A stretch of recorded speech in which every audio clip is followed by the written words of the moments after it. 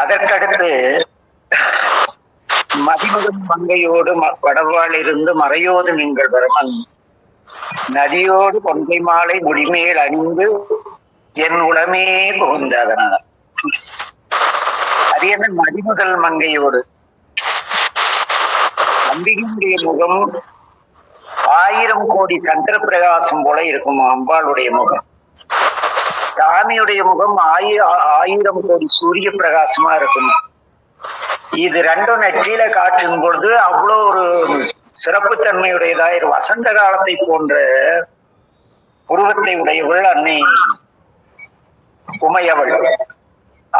அவள் உடன் இருக்க வடபால் இருந்து வடக்கு திசையில் இருந்து மறை அதிக வடக்கு திசையில உட்கார்ந்துட்டு மறை ஓதுறாருன்னா இந்த சனகாதி முனிவர்களுக்கு சரியை கிரியை யோகம் எல்லாம் செஞ்சு மனசு திருப்தியே வரல, உண்மையை உணர முடியல. இறைவன் கிட்ட போய் முறையிடுறாங்க, சாமி எங்கள் மனது தெளிவடைய மாட்டேன் என்கிறது. நாங்கள் சரியை செய்யும் பொழுது உங்களிடத்தில் ஐத்திருக்கிறோம், உங்களை பாடுகிறோம், பணிகிறோம், உளவாரம் செய்கிறோம், வந்தா துன்பம் துரத்துகிறது. நினைக்கும் பொழுது நினைத்தால் நினைத்து முடித்தவுடன் துன்பம் துரத்துகிறது, செயல் செய்தால் செய்து முடித்தவுடன் வாழ்வியல் கடமைகள் துன்பங்கள் துரத்துகின்றன. அதே போல யோகத்தில் வாழ்ந்து விட்டால் அந்த வினாடிக்கு பிறகு சிற்றின்பம் போல எங்களுக்கு நிலையான இன்பம் கிடைக்கவில்லை, கிடைக்கவில்லை, நாங்கள் என்ன செய்வதுன்னு கேட்கிறாங்க. அப்ப அந்த வடதிசையில இருந்தது கல்லால்னு சொல்லுவாங்க. கல்வியாகிய ஆலமரம், கல்லால். அது நம்மால் கல்லான ஆலமரம்னு விளக்கம் எழுதியிருக்காங்க. அந்த கல்வியாகிய ஆலமரத்தின் அதில் சிறந்தவர்கள் இந்த நால்வர். கற்ற கேள்வி வல்லார்கள் நால்வரும்பாங்க சனகாரிகளை. கல்லாலின் புடையமர்ந்து நான்மறை 6 அங்க முதல் கற்ற கேள்வி வல்லார்கள் 4 மறை ஆகமங்கள் எல்லாம் கற்று தெளிந்தவர்கள். அவர்களுக்கே குழப்பம் அந்த மனதில் தொடர்ந்து ஒரு தேடல் இருந்துட்டே இருந்த முடிவே இல்லை. சித்தம் அமைதியானால் அதுக்கு சித்தாந்தம்னு பேரு. எந்த ஒரு பாடலை படிக்கிறோமோ, எந்த ஒரு வார்த்தையை கேட்கிறோமோ, அப்பொழுது நம்முடைய சித்தம் தெளிவடையுமானால் அது சித்தம் அந்தத்தை நெருங்கி விட்டது, அடைந்து விட்டதுன்னு. சும்மா புத்தகத்தை படிச்சு ஒப்பிச்சு பிட் நோட்டீஸ் அடிச்சு அதுல ஒரு இதுக்கு 4 விடைய போட்டு உடனே எழுதுறால சித்தாந்தம் மாற. இங்க இவங்க கற்றகேள்வி வல்லார்கள். என்னென்ன கற்றவங்க? நான்மறை, ஆரங்கம், கற்ற கேள்வி, இதுல வல்லார்கள். இவங்கெல்லாம் குழந்திருக்கும் பொழுது சாமி ஞானாசிரியனாக வந்து ஆக்கியிருந்த பூரணமாய் மறைக்கப்பகலாய் எல்லாமாய் அல்லதுமாய் இருந்ததனை இதெல்லாம் கூறக்கூடிய எல்லாத்துக்கும் அப்பால் இருக்கக்கூடியது என்னங்கிறத சொல்லாமல் சொன்னவரே. அவர் சொல்லவே இல்லை, அமைதியா உட்கார்ந்தாரு.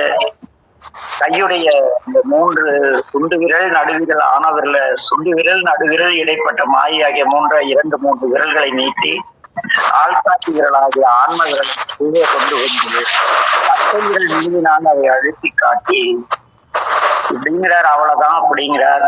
அவங்க தெளிவடைந்தாங்க.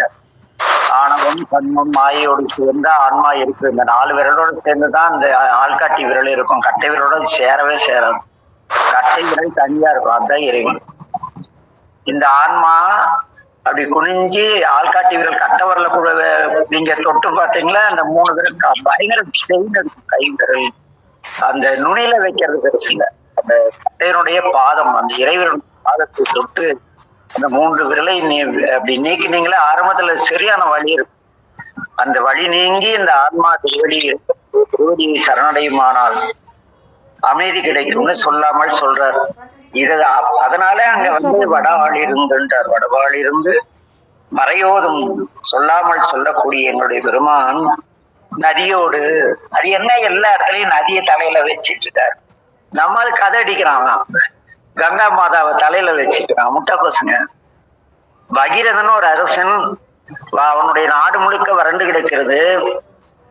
ஆகாச கங்கை பூமிக்கு கொண்டு வருவதற்காக கடும் தவம் செய்கிறான். அந்த தவத்தின் முடிவுல ஆகாய கங்கை இந்த மேக வெடிப்புன்னு சொல்றாங்கல்ல, அது போல அப்படியே கொட்டுது பூமியில. பூமி அழிக்கிற அளவு அவன் பெருமானிடம் முறையிட பெருமான் தன்னுடைய ஜடமுடியை விரித்து, நீங்க சீர்காழி போனீங்களா குளக்கரைக்கு எதுக்கு அந்த கங்காதேஸ்வரன் ஒரு திருமேனி பொம்மை செஞ்சு வச்சிருப்பாங்க. அது பாருங்க, தலை விரிச்சுட்டு அப்படியே வேற லெவல்ல இருப்பார் சிவன். தன் ஜடாமுடியை வீசி அந்த கங்கையை கட்டி சிறிதாக பூமி கொஞ்சம் கொஞ்சமா அடைய செய்யறார்.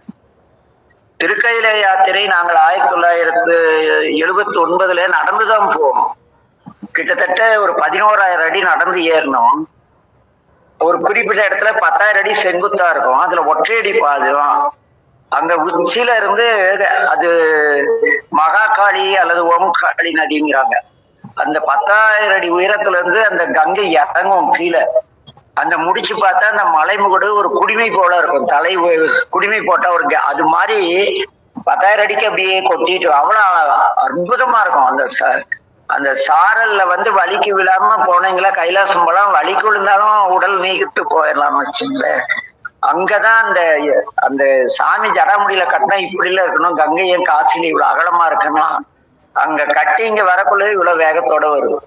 ஆக இந்த உலகத்தை அழிக்கக்கூடிய கங்கை நதி இருக்கு இல்லையா, அழிக்க வந்த கங்கையை தன்னுடைய தலையிலே சூடி இருக்கு. அதை பெருமையா அப்பா இவ்வளவு சிறப்புடையவர், அவ்வளவு சிறப்புடைய சிறுமான் என் உடமே புகுந்ததனால், என் உள்ளத்தில் புகுந்ததனால் கொதியூர் காலம் எங்கி. இங்க என்னன்னா கொதியூர் காலம் வெயில் காலம். அங்க காலன் என்பது இங்கு யமனை குறிக்கக்கூடிய வார்த்தை கிடையாது. ஏன்னா அது பின்னால நமன் ஒரு வார்த்தை போடுற. கால மாற்றங்களால் ஏற்படக்கூடிய இந்த உடலுக்கு ஏற்படக்கூடிய நோய்கள், அதாவது கால மாற்றத்தால் ஏற்படக்கூடிய சூட்டினால் வரும் நோய், குளிர்ச்சியினால் வரும் நோய். குளிர்காலம் வந்தா துங்குறோம், வெயில் காலம் வந்தா துங்குறோம், அப்பவும் காய்ச்சல் வருது, இப்பவும் காய்ச்சல் வருது, இதெல்லாம் வருது இல்லையா. இந்த கால மாற்றங்களால் ஏற்படக்கூடிய பிணிகளும், உடல் சூட்டால் ஏற்படக்கூடிய பிணிகளும், ஆயுள் முடிந்து யமனால் ஏற்படக்கூடிய யமதூதர்கள் கொடுக்கக்கூடிய நோய்களும் நம்ம என்ன பண்ணாது. அவங்க நல்ல அவங்க எத்தவங்களுக்கே ரோட்ல போட்டு பேச மாட்டாங்க, நல்ல சாவு கொடுப்பாங்க. ரொம்ப டாம்டோம்னு தெரியும். குடும்பத்தோட திருப்பதியோ எங்கேயோ போயிட்டு குடும்பத்தோட ரோட்ல போட்டு கேக்குதுன்னா நான் நிறைய அப்படி எப்படி வரலாறுலாம் ஏன் இப்படி சாமி செய்யறாருன்னு பார்த்தா ரொம்ப இல்லீகலா பொருளிட்டு இருப்பாங்க. நிறைய பேரை சாகடிச்சு செத்து சுண்ணாம்பாய்க்கு பொருளிட்டு இருப்பாங்க. இந்த குழந்தைக்கு இந்த வாழ்க்கை என்ன பண்ணேன்னு சாமி இவ்வளவு அயோத்தி என்னை பார்க்க வந்தேன்னு போட்டு ரோட்ல ராகுடைய பாதிப்புலாம் ரத்த கலவே மரணம் வரும். இந்த கோள்கள் செய்யறது நம்ம செஞ்ச வினை பயன் அப்படி செய்யணும். மிரண்டு போயிட்ட இதை படித்து இந்த பாதுகாப்பு கேட்ட வாழ்க்கை ஆட்சியங்களை எடுத்து பார்க்கக்குள்ள ஐயோ வேற லெவல்.